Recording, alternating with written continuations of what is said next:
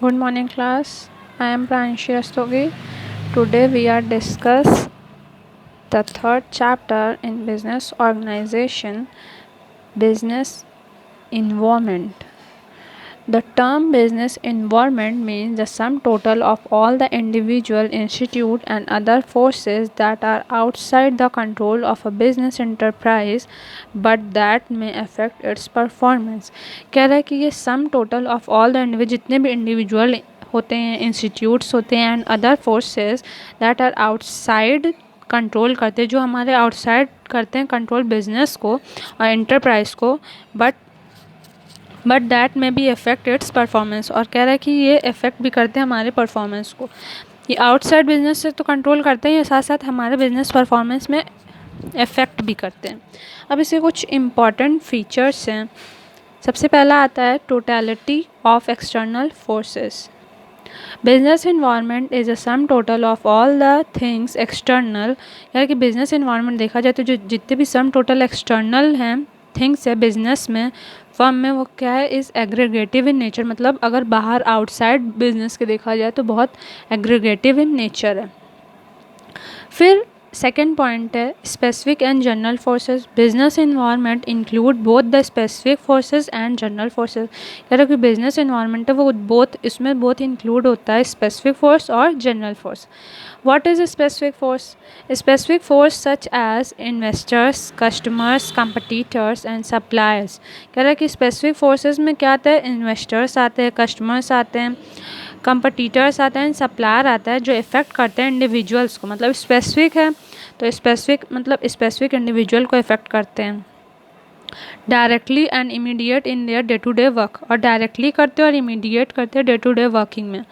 General forces क्या होते हैं, जो जनरली सबको मतलब इफ़ेक्ट करते हैं, जैसे कि social, political, legal and technological condition have impact on all the enterprise thus may affect an individual firm only indirectly। कह रहे हैं कि ये सारे जितने बिजनेस एंटरप्राइज होते हैं सबको इफेक्ट करते हैं। फिर आया इंटर रिलेटेडनेस। डिफरेंट एलिमेंट्स और part of a business environment are closely inter related. कह रहे हैं अगर डिफरेंट एलिमेंट देखे और डिफरेंट पार्ट्स देखे बिजनेस का तो वो क्या है, क्लोजली इंटर रिलेटेड है। For example increase life expectancy of a people. कह जैसे जैसे लाइफ एक्सपेक्टेंसी पीपल्स की बढ़ती जाती है तो क्या होता है, increase awareness for a health. जैसे जैसे लोगों की लाइफ एक्सपेक्टेंसी बढ़ेगी तो क्या होगा, इंक्रीज़ क्या होता जाएगा, अवेयरनेस हेल्थ के लिए। लोग इंक्रीज़ क्या करेंगे, डिमांड होगी हेल्दी प्रोडक्ट की, like diet Coke, fat free cooking oil, ये सब की डिमांड ज़्यादा होगी क्योंकि लोग हेल्थ कॉन्शियस रहेंगे उस time. New health product and service have in turn change people life style. कह रहा है कि न्यू हेल्थ प्रोडक्ट्स आएंगे और सर्विसेज आएंगे जो चेंज कर देंगे पीपल्स की life style.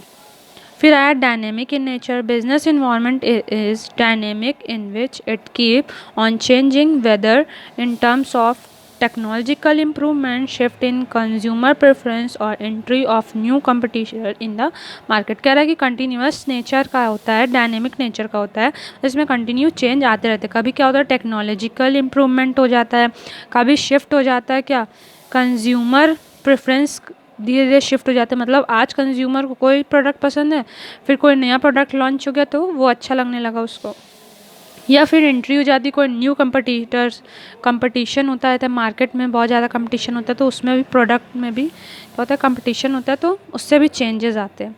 Uncertainty. Business environment is largely uncertain as it is very difficult to predict future happening. कह रहा है कि लार्जली अनसर्टेन होता है अगर बिजनेस इन्वायरमेंट देखा जाए तो इसको प्रेडिक्ट करना फ्यूचर में क्या हैपनिंग होगा ये भी हम एकदम एग्जैक्ट प्रेडिक्ट नहीं कर सकते, specially when environment changes are take place too frequently.